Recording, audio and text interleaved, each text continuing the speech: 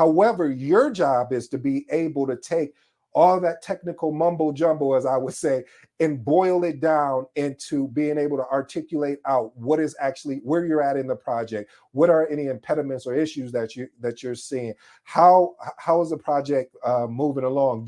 What do you need from us? Type deal. So you have to be able to take all of that and boil it down to really a high level, especially when you're going into the C-suite and having conversations with them.